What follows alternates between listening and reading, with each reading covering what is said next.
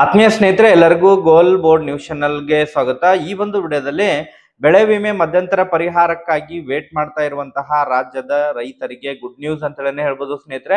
ಹೌದು ಸ್ನೇಹಿತರೆ, ಕಳೆದ ಸುಮಾರು ಶನಿವಾರದಂದು ಏನು ಬೆಳೆ ವಿಮೆ ಮಧ್ಯಂತರ ಪರಿಹಾರವನ್ನ ಕಲಬುರಗಿ ಜಿಲ್ಲೆಯಾದ್ಯಂತ ರೈತರ ಖಾತೆಗಳಿಗೆ ಬಿಡುಗಡೆ ಮಾಡಿದ್ರು. ತದನಂತರ ಬಾಕಿ ಉಳಿದಿರುವಂತಹ ಜಿಲ್ಲೆಗಳಿಗೂ ಕೂಡ ಬೆಳೆ ವಿಮೆ ಮಧ್ಯಂತರ ಪರಿಹಾರ ಘೋಷಣೆಯಾಗಿತ್ತು, ಬಟ್ ಜಮಾವಣೆ ಆಗಿದ್ದಿಲ್ಲ.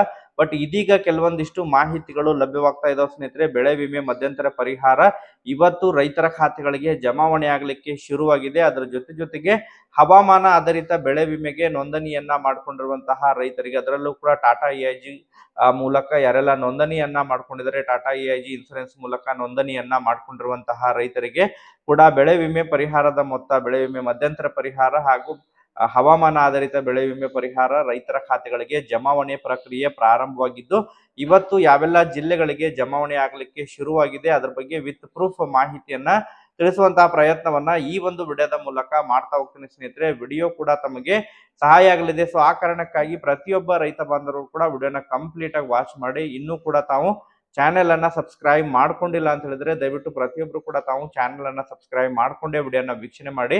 ಹಾಗಾದ್ರೆ ಬನ್ನಿ ಸ್ನೇಹಿತರೆ, ತಡ ಮಾಡದೆ ಈ ಒಂದು ವಿಡಿಯೋನ ಪ್ರಾರಂಭಿಸೋಣ.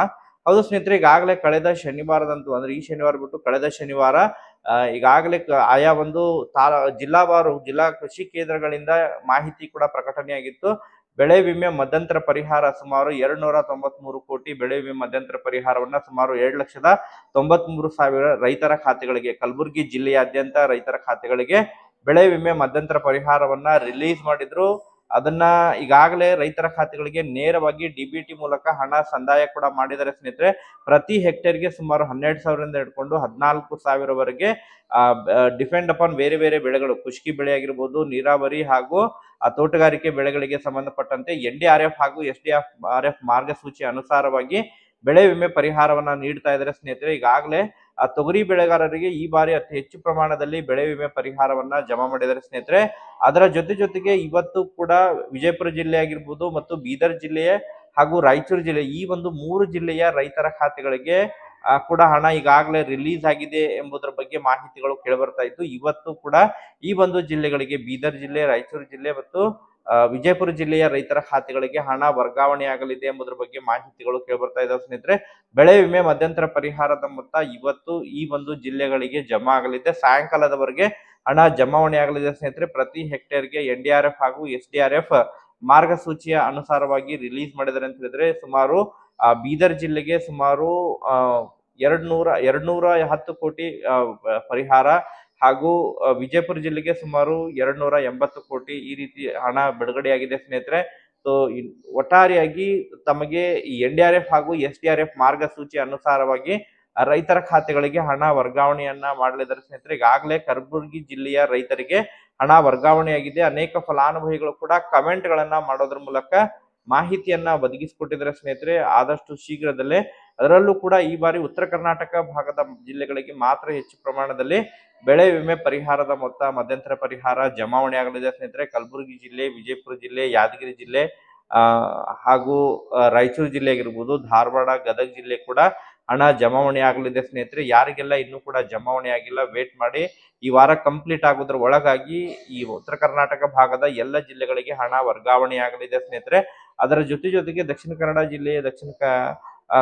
ಜಿಲ್ಲೆಯ ಕೆಲವೊಂದಿಷ್ಟು ಫಲಾನುಭವಿಗಳಿಗೆ ಈ ಒಂದು ಹವಾಮಾನ ಆಧಾರಿತ ಅಂತ ಹೇಳಿದ್ರೆ, ಹವಾಮಾನ ಆಧಾರಿತ ಬೆಳೆ ವಿಮೆಗೆ ಯಾರೆಲ್ಲ ನೋಂದಣಿಯನ್ನ ಮಾಡ್ಕೊಂಡಿದ್ದಾರೆ, ಅದರಲ್ಲೂ ಕೂಡ ತೋಟಗಾರಿಕೆ ಬೆಳೆಗಳಿಗೆ ನೋಂದಣಿಯನ್ನ ಮಾಡ್ಕೊಂಡಿದ್ದಾರೆ. ಕಾಳುಮೆಣಸಾಗಿರ್ಬೋದು, ಅದರ ಜೊತೆಗೆ ಮಾವು ಮತ್ತು ಅಡಿಕೆ ಬೆಳೆಗಾರರು, ಅದು ವಿಶೇಷವಾಗಿ ಅಡಿಕೆ ಬೆಳೆಗಾರರ ಎಲೆ ಚುಕ್ಕೆ ರೋಗದಿಂದ ಏನೆಲ್ಲ ಸಮಸ್ಯೆಗಳಾಗಿದ್ದಾವೆ, ಯಾರೆಲ್ಲ ಇನ್ಸೂರೆನ್ಸ್ ಅನ್ನ ಮಾಡಿಸಿದ್ದಾರೆ, ಅದರಲ್ಲೂ ಕೂಡ ಟಾಟಾ ಎಐಜಿ ಇನ್ಸೂರೆನ್ಸ್ ಕಂಪನಿ ವತಿಯಿಂದ ಯಾರೆಲ್ಲ ಇನ್ಸೂರೆನ್ಸ್ ಅನ್ನ ಮಾಡಿಸಿದ್ದಾರೆ ಅಂತವರಿಗೆ ಈಗಾಗಲೇ ಹವಾಮಾನ ಆಧಾರಿತ ಬೆಳೆ ವಿಮೆ ಪರಿಹಾರವನ್ನ ಪ್ರತಿಯೊಂದು ಗ್ರಾಮ ಪಂಚಾಯತಿ ಮಟ್ಟದಲ್ಲಿ ಅಳವಡಿಸಿರುವಂತಹ ಮಳೆ ಮಾಪನದ ಆಧಾರದ ಮೇಲೆ ಸಮೀಕ್ಷೆಯನ್ನ ಕೂಡ ಈಗಾಗಲೇ ಕೈಗೊಂಡಿದ್ದು, ಶಿರ್ಸಿ ಆಗಿರ್ಬೋದು, ಆಮೇಲೆ ಶಿವಮೊಗ್ಗ, ಚಿಕ್ಕಮಗಳೂರು ಜಿಲ್ಲೆ ಆಗಿರ್ಬೋದು, ಉಡುಪಿ ಜಿಲ್ಲೆ ಆಗಿರ್ಬೋದು, ಈ ಒಂದು ಜಿಲ್ಲೆಗಳಿಗೆ ಈಗಾಗಲೇ ಬೆಳೆ ವಿಮೆ